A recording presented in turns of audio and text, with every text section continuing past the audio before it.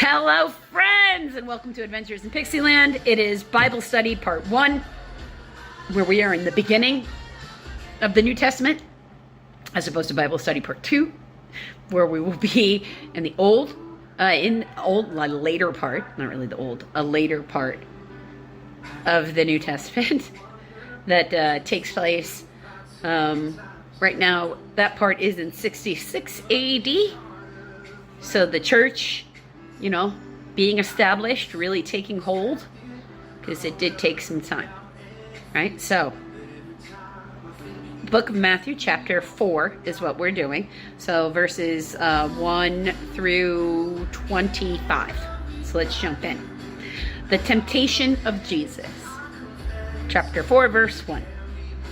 Then Jesus was led by Spirit into the desert to be tempted by the devil. Think of it as like a rite of passage. After fasting 40 days and 40 nights, he was hungry. The tempter came to him and said, "If you are the Son of Man, tell these stones to become bread." Jesus answered, "It is written, man does not live on bread alone, but on every word that comes from the mouth of God." That's A. So Deuteronomy. Chapter 8, verse 3. That's a lot of days to go without food. Okay. I'm just, wow. I have a hard time with 12 hours, so my brain just can't conceive. Verse 5. Then the devil, no wonder, he chose Son to come. Then the devil took him to the holy city and had him stand on the highest point of the temple. "If you are the Son of God," he said, "throw yourself down, for it is written, he will command his angels concerning you, and they will lift you up in their hands, so that you will not strike your foot against the stone." B. Psalms 91, verses 11 and 12.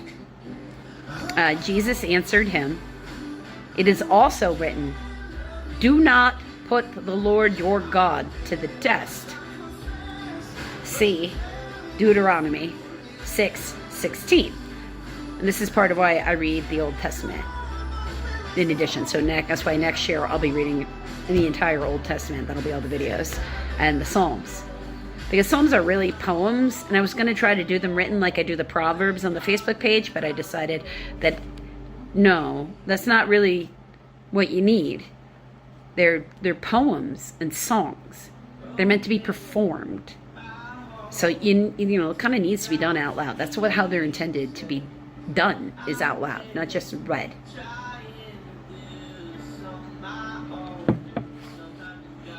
So, he's just he's wanting Jesus to use his powers for himself, rather than Jesus being willing to suffer for God, for his faith.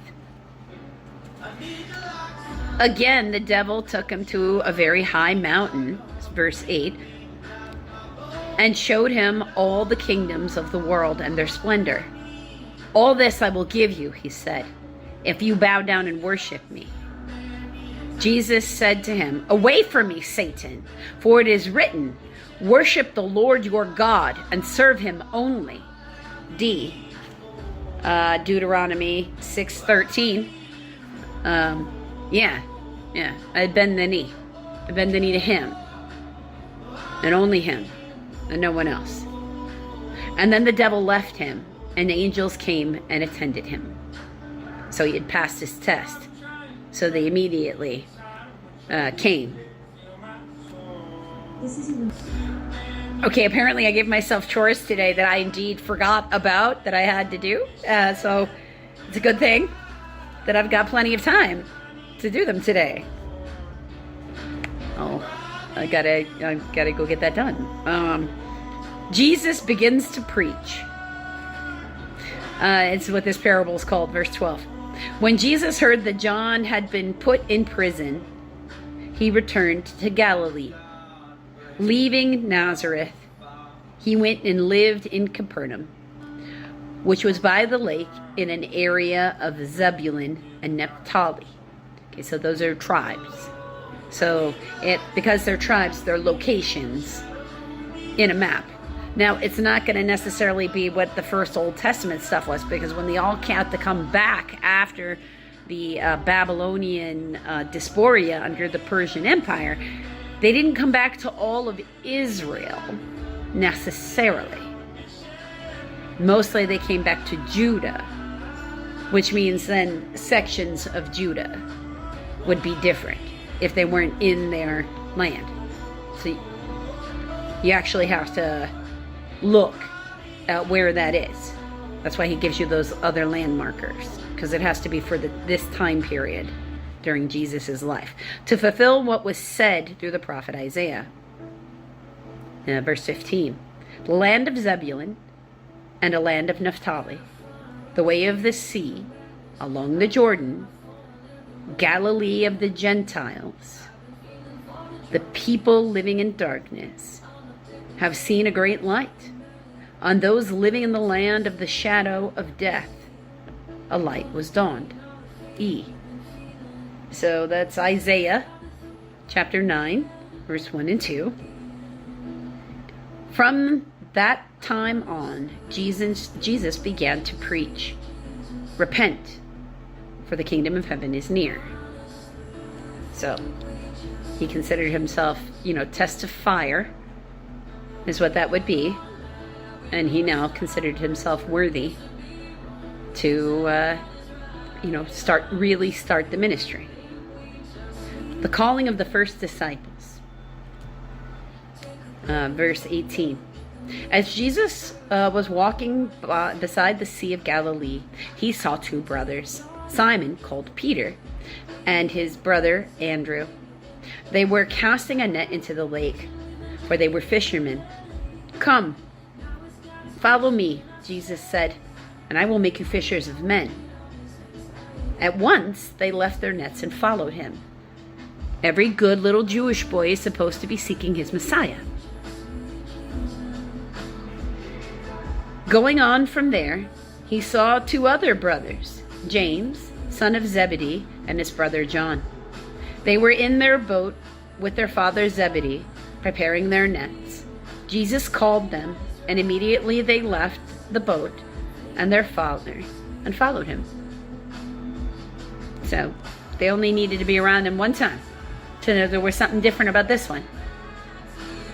And the words he's saying and the way they're viewing him, right? Because they're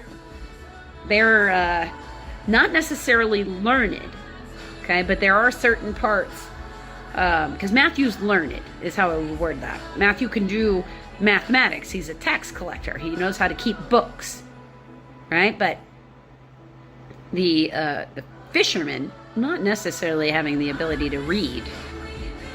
And that's why it was important for the Levites to read the laws to them every year, and in reality, at least once a year. But certain passages at certain rituals, it's supposed to be certain passages supposed to be read for all the different holidays. So in reality, you're going to get it read to you basically twice, at least the important stuff twice every year, and it takes days to read all these laws. So that's why, okay? So they would have known enough of the important parts to know what they were hearing, combined with what they were seeing. So they were taking a chance. Remember, Andrew, also already a follower of John the Baptist. So inclined this way. Jesus heals the sick. I mean, there's a thought that Andrew could have been present when Jesus was baptized, and that's what caused that kind of thing, but that's what they show on The Chosen. There's not necessarily any Bible passages that indicate that. But we do know from different things that Andrew was a follower of John the Baptist. And he's not the only one that came over because of what John the Baptist said. So, if you heard who you were following, who was your rabbi, say that about somebody, and then he tells you to come follow him, that's going to be your response.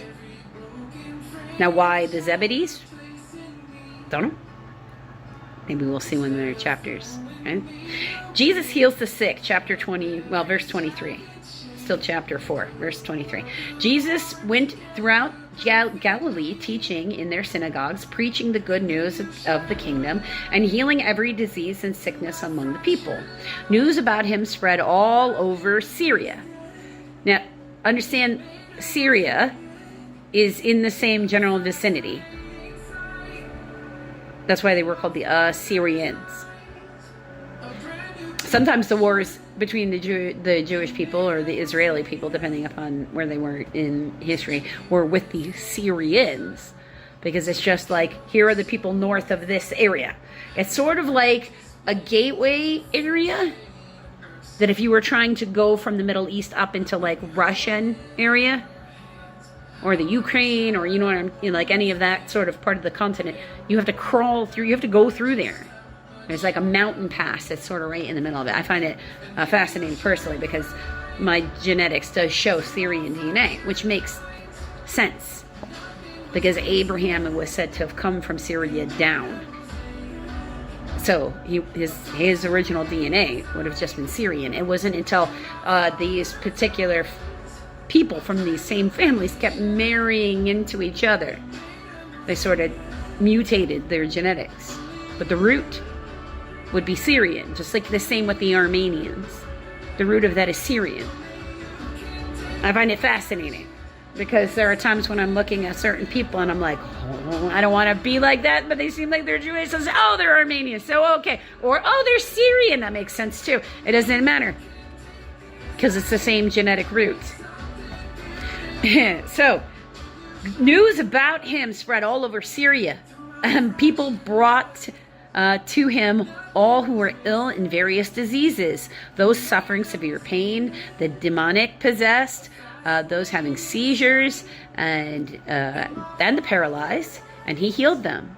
Large crowds from Galilee, Decapolis. So, what the heck is that?